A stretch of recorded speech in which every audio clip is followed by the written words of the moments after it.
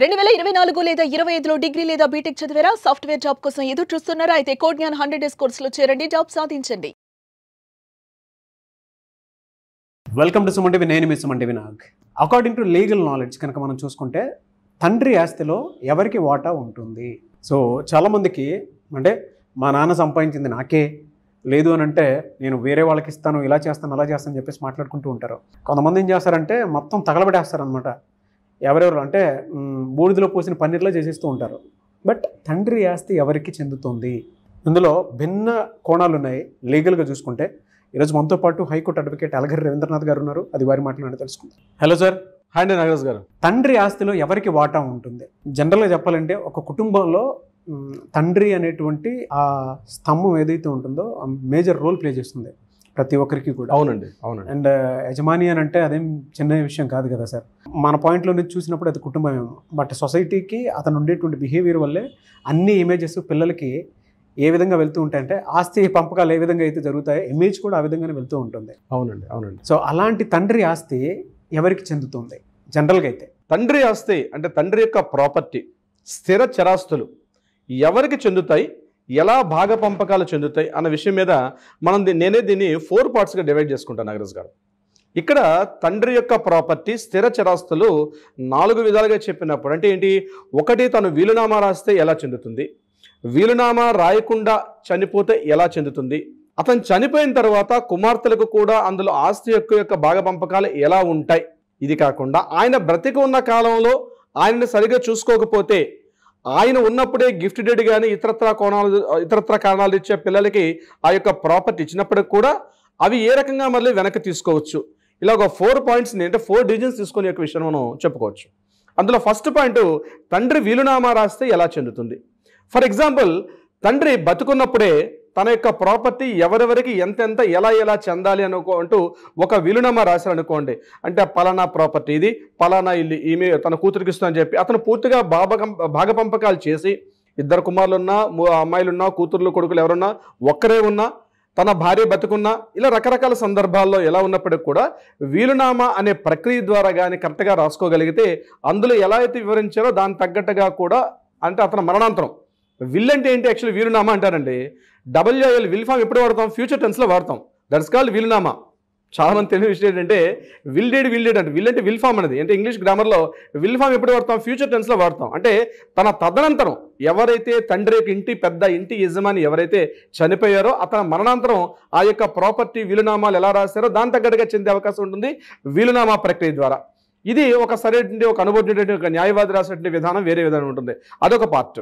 ఇక రెండవది, ఆ వీలునామాలో మరొక పాయింట్ కూడా మీకు నేను చెప్పే ప్రయత్నం చేస్తాను. ఇక్కడ ఓన్లీ స్థిర చరాస్తులు వేస్తారంటే ఏమైనా రాసుకోవచ్చు. అంటే స్థిర చరాస్తులతో పాటు తనకున్నటువంటి ఒక వింటేజ్ కార్లు, అలాగే vintage watches, copy rights acts, ఇట్లా చాలా రాసుకుంటారు దాంట్లో. దానికోసం మనం వీళ్ళతో ఒక ప్రత్యేకంగా మరొక వీడియో కూడా చేద్దాం. ఇది వీలునామా. ఇక రెండో పార్ట్ మనం ఏమనుకున్నాం? తండ్రి వీలునామా రాయకుండా మరణించినట్లయితే ఆ యొక్క ప్రాపర్టీ ఎలా చెందుతుంది. ఇది మనం పాయింట్ నెంబర్ 2గా చెప్పుకున్నాం. తండ్రి వీలునామా రాయకుండా మరణించాలనుకోండి, ఫర్ ఎగ్జాంపుల్ ఇక్కడ ఆ యొక్క పార్ట్ ఏదైతే ఉంటుందో అది క్లాస్ 1 లీగల్ హెయిర్స్ అని మనకు ఉంటుంది. ఇది మరలా 2 రకాలుగా ఉంటుంది. ఒకటి 1956 హిందూ వారసత్వ హక్కు చట్టం అని అది మనకు ఉంటుంది. అదే ముస్లిమ్స్ అయితే వాళ్ళకి షరియత్ యాక్ట్ ఉంటుంది. క్రైస్తవులకైతే 1956 అదే ప్రత్యేక చట్టం ఉంటుంది. ఆ చట్టం ద్వారా వాళ్ళకి 3 రకాల వ్యక్తులకు 3 రకాలు విభజించి ఉంటాయి.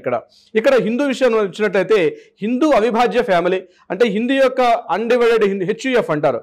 హిందూ అన్డివైడెడ్ ఫ్యామిలీ HUF అని. దానిలో ఎలా చేస్తారు? క్లాస్ 1 లీగల్ హెయిర్స్ అంటారు.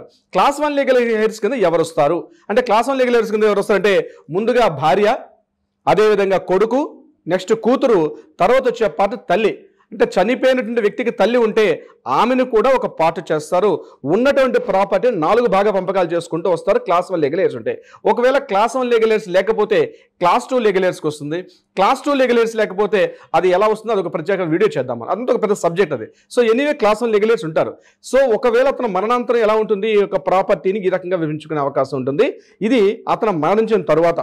అతను బ్రతికున్న సందర్భంలో మాత్రం ఆ ప్రాపర్టీని, అంటే అతను సంపాదించుకున్న ప్రాపర్టీ, తండ్రి సంపాదించుకున్న ప్రాపర్టీని క్లెయిమ్ చేసుకునే హక్కు ఎవరికి కూడా లేదు. ఇది గుర్తుపెట్టుకోవాలి. అతను బ్రతికున్న సందర్భంలో ఆ ప్రాపర్టీ, తను సంపాదించుకున్న ప్రాపర్టీ, తన స్వార్జితైన ప్రాపర్టీని ఎవరికైనా ఇచ్చుకునే హక్కు అతనికి ఉంటుంది. కాబట్టి నాకు ఈ ప్రాపర్టీ ఇవ్వలేదు అని ఎవరు కూడా కోర్టుకు వెళ్ళి ఛాలెంజ్ చేసే అవకాశం అయితే ఎట్టి పరిస్థితిలో కూడా లేదు. ఇది వీలునామా రాయకుండా మరణించిన వ్యక్తికైతే. ఇక మూడో పాయింట్, ఆడపిల్లలకి తండ్రి ద్వారా ఆస్తి హక్కు ఎలా వచ్చే అవకాశం ఉంటుంది. సో 2005 యాక్ట్ ప్రకారం, అంటే 1985 సెప్టెంబర్ 5వ తేదీ నాడు మన తెలుగు రాష్ట్రాలు, అంటే ఉమ్మడి ఆంధ్రప్రదేశ్లో అప్పుడు ఎన్టీఆర్ గవర్నమెంట్లో ఒక యాక్ట్ చేయడం జరిగింది. ఆ యాక్ట్ ప్రకారం 1985 సెప్టెంబర్ 5 తర్వాత జరిగినటువంటి వివాహాలకు సంబంధించినటువంటి ఆడపిల్లలకు కూడా ఆ ఆస్తిలో సమాన హక్కు, అంటే అబ్బాయిలతో పాటు అమ్మాయికి కూడా సమాన ఆస్తి హక్కును ఇవ్వడం జరిగింది. కానీ తర్వాత తమిళనాడు గవర్నమెంట్, ఆ తర్వాత కేరళ గవర్నమెంట్, అలాగే మహారాష్ట్ర, ఇవన్నీ ఏ రాష్ట్రానికి ఆ రాష్ట్రం ప్రత్యేకంగా హక్కు చట్టాలు చేసినప్పటికీ కూడా, అంటే ఆడపిల్లలకు కూడా ఆస్తిలో సమాన వాటా కల్పిస్తూ కొన్ని చట్టాలు చేసినప్పటికీ 2005లో సెంట్రల్ గవర్నమెంట్ ఒక యాక్ట్ని తీసుకొచ్చారు. ఆ యాక్ట్ ప్రకారం ఏంటంటే దేశవ్యాప్తంగా ఉన్నటువంటి అన్ని రాష్ట్రాల్లో ఉన్నటువంటి స్త్రీ పురుషులందరూ కూడా, ప్రతి ఒక్క మహిళకు కూడా కంపల్సరీ ఆస్తిలో సమాన ఆస్తి హక్కు ఉండేటట్టుగా అక్కడ మనకి యాక్ట్ చేయడం జరిగింది. సో ఈ యాక్ట్ ప్రకారం మళ్ళీ 2 రకాల కాంట్రాక్షన్స్ వచ్చాయి. ఒకటి ఏంటంటే, అంటే 2005 తర్వాత ఉన్నటువంటి పెళ్లిలకు మాత్రమే వర్తిస్తుందా, లేకపోతే ఎప్పటి నుంచి స్టార్ట్ చేసుకునే విషయం మీద. అయితే దీని మీద యాక్ట్లో ప్రత్యేకంగా ఒక క్లాజ్ మనకి లేనప్పటికీ కూడా సుప్రీంకోర్టు, అదేవిధంగా ఢిల్లీ హైకోర్టు, అలహాబాద్ హైకోర్టు ఇచ్చిన కొన్ని ప్రత్యేక జడ్జిమెంట్స్ చెప్పింది ఏంటంటే 1956 తరువాత, ఇది ప్రత్యేకంగా చాలా ఇంపార్టెంట్ పాయింట్. చాలా మందికి డౌట్స్ వస్తుంటాయి, చాలా మంది కాల్స్ కూడా చేస్తారు, సార్ మాకు పెళ్ళి అయిపోయింది, మరి మాకు హక్కు ఉంటుందా ఉండదని. 1956 తరువాత బాగా ఇంపార్టెంట్ 1956 తర్వాత జరిగే ప్రతి పెళ్లికి కూడా అమ్మాయి పెళ్లి అయిపోయి ఎక్కడికి వెళ్ళిపోయినా, ఆమెకి 40 ఏళ్ళైనా 50 ఏళ్ళైనా బ్రతికి ఉన్న సందర్భంలో అటువంటి ఆడపిల్లలకు కూడా సమాన ఆస్తి హక్కును కల్పిస్తూ కూడా చట్టం చేయడం జరిగింది. అంటే ఇప్పుడున్న పరిస్థితి ఏంటంటే, ఎప్పుడు పెళ్లి అయిపోయినా, అంటే భాగ పంపకాలు జరిగిపోయినప్పుడు కూడా అందులో కూడా ఆడపిల్లలకు ఆస్తి హక్కును ఉండే విధంగా ఈరోజు మనం చట్టాలు రూపకల్పన చేసుకున్నాం. సో తండ్రి యొక్క ఆస్తి ఈ రకంగా కూడా వచ్చే అవకాశం ఉంటుంది ఇప్పుడున్నటువంటి కొత్త చట్టాల ప్రకారం. ఇక 4వ పాయింట్, ఇది చాలా ఇంపార్టెంట్ పాయింట్.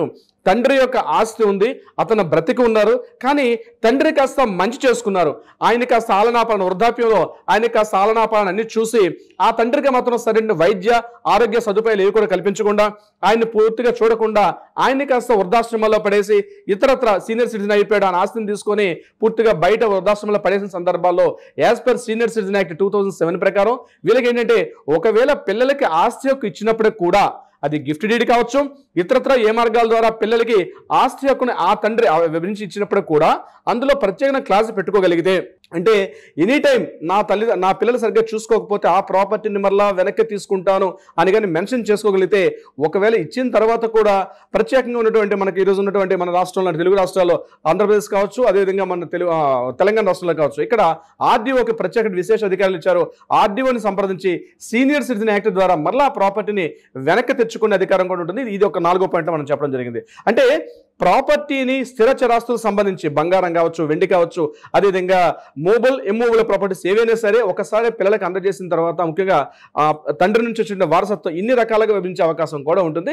ఒక్కొక్క కేసుకి ఒక్కొక్క రకంగా ఉండే అవకాశం ఉంటుంది. కానీ చట్టం మాత్రం ప్రతి సందర్భంలో క్లియర్గా చెప్తుంది, అబ్బాయిలతో పాటు అమ్మాయిలకు కూడా సమాన ఆస్తి హక్కుని చట్టం చేశారు. కానీ ఆ తండ్రి నుంచి ఆ ప్రాపర్టీ అతని యొక్క స్వార్జితమైన ప్రాపర్టీ అయితే మాత్రం ఎట్టి పరిస్థితుల్లో కూడా పిల్లలు దాని మీద ఛాలెంజ్ చేసే అవకాశం. అందుకని ప్రతి ఒక్కసారి మనం చెప్తాం, తండ్రి బతుకున్న కారణంలో తను ఎంతో కష్టపడి రాత్రి పగలు కష్టపడి ఎన్నో సాక్రిఫైస్ చేసి ఒక ప్రాపర్టీని ఎట్లయితే తను కూడబెట్టుకుంటారో, అదేవిధంగా తన తదనంతరం కూడా ఆ ప్రాపర్టీని క్లియర్గా విభజించాలంటే వీలునామా ప్రక్రియ రాసుకోమని చెప్పి కూడా అనేక సందర్భాలు మనం చెప్పుకోవడం జరిగింది. నాగరాజ్ గారు, ఎలా సార్, అంటే దీనివల్ల చాలామంది, అంటే వీడియో చూసిన తర్వాత అయినా సరే అన్డివైడెడ్ ఫ్యామిలీస్ కొన్ని ఉంటాయి జనరల్గా, అంటే ఎవరికి చెందుతుంది ఏంటి, అవిభాజ్య హిందూ కుటుంబాలు. సో దాన్ని ఎలా క్లియర్ చేసుకోవాలి అనుకున్నటువంటి దాని నుంచి కూడా అడిగేటువంటి చాలా మంది ఉంటారు. మిమ్మల్ని అప్రోచ్ అవ్వాలంటే ప్రాసెస్ ఏంటి? తప్పనిసరిగా నాగరాజ్ గారు కింద స్క్రోల్ అవుతున్న నెంబర్ని కాంటాక్ట్ చేయగలిగితే మన లీగల్ టీం వాళ్ళకి అప్రోచ్ అవుతారు. క్లియర్గా సలహా సంప్రదింపులు కూడా చేసే ప్రయత్నం చేస్తారు. అదే కాకుండా ఏదైనా న్యాయపరంగా ఏదైనా వివాదాలు కూడా కోర్టులో ఉంటే కూడా వాటికి కూడా ఒక పరిష్కార మార్గం చూపే విధంగా ప్రయత్నం చేస్తారు sir Nagaraj garu. Thank you so much Ravindranath garu. Thank you so much Nagaraj garu. చూసారు కదా ఈ వీడియోపై మీ అభిప్రాయం కమెంట్ బాక్స్లో పోస్ట్ చేయండి. ముఖ్యంగా మీరు కనుక బయటికి వెళ్ళినా లేదు అని అంటే, ఇంట్లోనే ఏదైనా సమస్య ఉంది అని అంటే, లీగల్ పరంగా మీరు ముందుకెళ్ళాలి అనుకుంటే, రవీంద్రనాథ్ గారిని అప్రోచ్ అవ్వాలనుకుంటే స్క్రీన్ మీద మీ కాంటాక్ట్ నెంబర్ కనిపిస్తుంది. దాన్ని మీరు కాల్ ఆర్ మెసేజ్ వాట్సాప్ చేసి వెంటనే అపాయింట్మెంట్ బుక్ చేసుకోండి. ఈ వీడియో లైక్ చేయండి, షేర్ మాత్రం తప్పకుండా చేయండి. ఇలాంటి మరిన్ని వీడియోస్ కోసం మా ఛానల్ ఫాలో అవ్వండి. Thank you.